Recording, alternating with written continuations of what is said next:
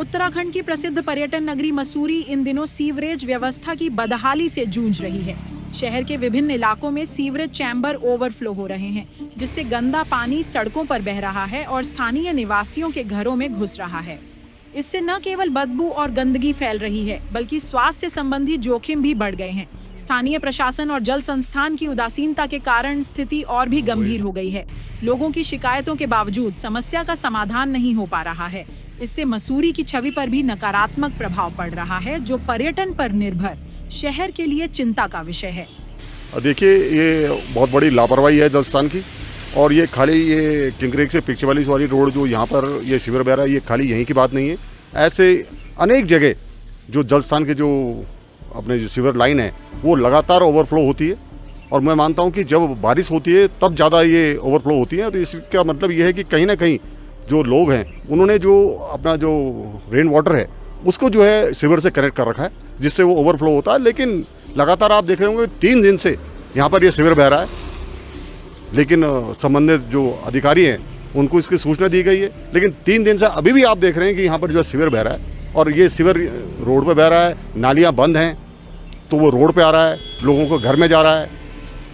इससे इस गर्मी के सीज़न में ऐसी गंदगी होना, और इस पर्यटक नगरी मसूरी में जहाँ इस समय आप देख रहे हैं कि मसूरी पैक है और जो टूरिस्ट आ रहा है वो क्या छवि मसूरी की लेके जाएगा, ये आप समझ सकते हैं। मुझे लगता है कि ये पब्लिक न्यूसेंस है, ये पब्लिक के साथ जो है उनके हेल्थ से भी खिलवाड़ है। इससे संबंधित विभाग को मैं मांग करता हूं सरकार से और क्षेत्रीय विधायक माननीय मंत्री गणेश जोशी से कि इसका जो है जो विभाग है उसके खिलाफ जो है सख्त कार्रवाई होनी चाहिए, इनके खिलाफ जो है रिपोर्ट दर्ज होनी चाहिए, क्योंकि ये पब्लिक न्यूसेंस है, ये आप लोगों की ज़िंदगी से खेल रहे हो। आर.के. बर्मा रोड पर 24 घंटे सीवर बहता है। मेरा घर किंगरेग में है। मैं देखता हूँ कि एक दिन खुलता है, दूसरे दिन सीवर बहता है, बदबू फैलती है।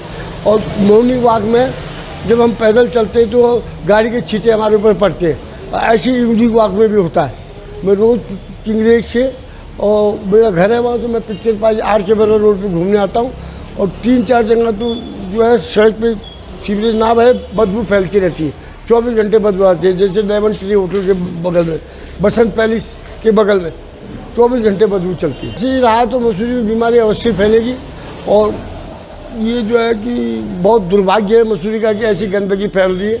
अभी तो पर्यटक सीजन चला भी नहीं है, और अब जब पर्यटक आएंगे तो क्या हाल होगा। ये तो मैं टेक्निकल आदमी नहीं हूँ, पर मेरे हिसाब से कोई काम नहीं हो पाया सीवरेज का। अगर काम होता तो ऐसे सीवरेज की हालत नहीं होती।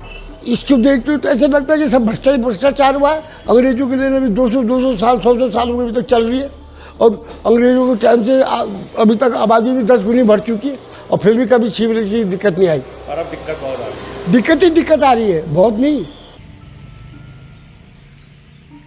2010 में मसूरी में सीवरेज व्यवस्था को सुधारने के लिए एक परियोजना शुरू की गई थी, लेकिन समय के साथ इसकी गुणवत्ता में गिरावट आई है। अब इस परियोजना की खामियों के कारण शहर को सीवरेज संकट का सामना करना पड़ रहा है। मसूरी की जनता और पर्यटक दोनों ही इस स्थिति से परेशान हैं। स्थानीय प्रशासन को चाहिए कि वह शीघ्र ही इस समस्या का समाधान करे, ताकि मसूरी अपनी स्वच्छ और सुंदर छवि को पुनः प्राप्त कर सके। मसूरी से सुनील सोनकर की रिपोर्ट।